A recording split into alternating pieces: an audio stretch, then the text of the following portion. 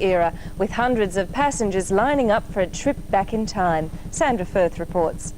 The first historic visit was the big 3801, and on Easter Monday, with trips to Junee and the Rock, the 3801 showed it can still hold its own even with the latest rolling stock.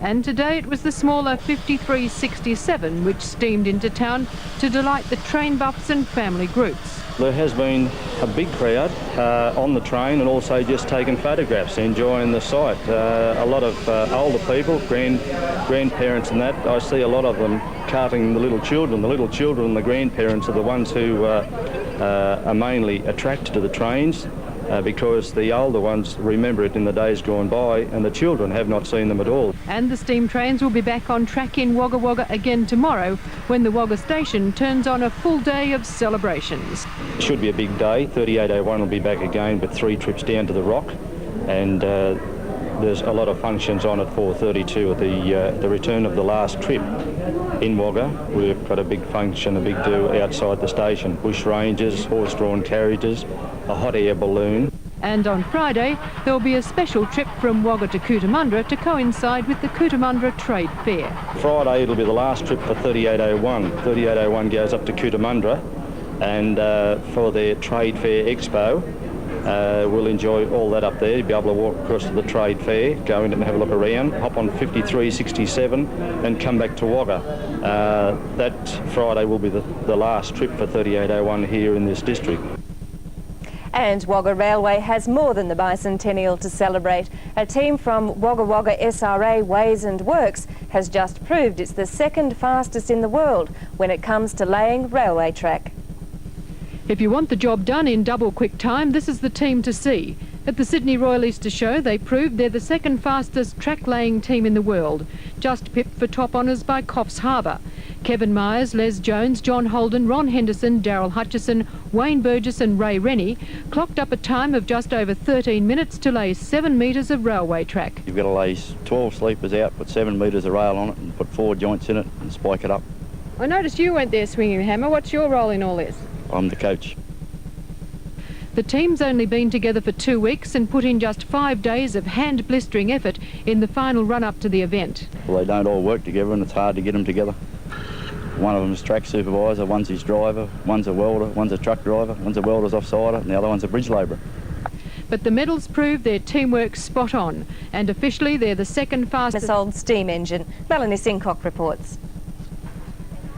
3801 steamed into Wagga Railway Station at about 4:30 today. Station staff and many of those waiting on the platform to collect passengers got into the spirit of things by wearing period costume. Passengers arriving from down south were lucky to leave the train in safety before it was swarmed by a mob of bushrangers reenacting the Great Train Robbery.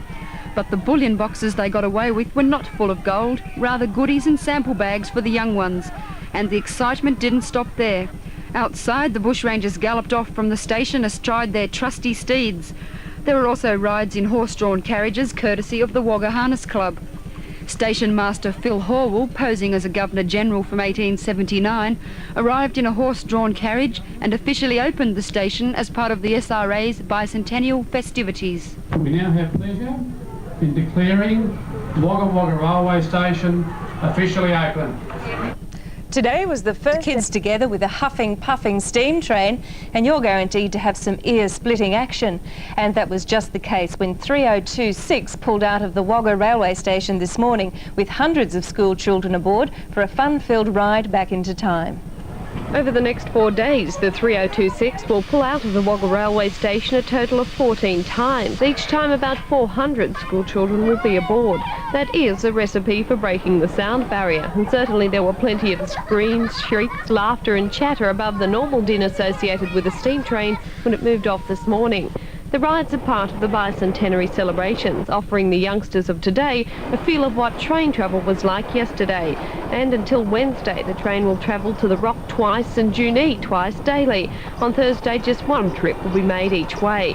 It's a busy schedule to meet, but when we met the train at the Rock this morning, it was clearly evident the kids had had a ball, and each and every one was just bursting with tales about the big ride. Molly's got brown smoke. What else has he got? Lots of carriages. think that he goes? What makes him go? The little things go like that, and I make the wheels go. The driver has to put the coal into part of the engine and that makes it go. That's right. Well, what was your favourite thing about the train? How fast it goes. Did it go very fast? Not very fast. Australian Heritage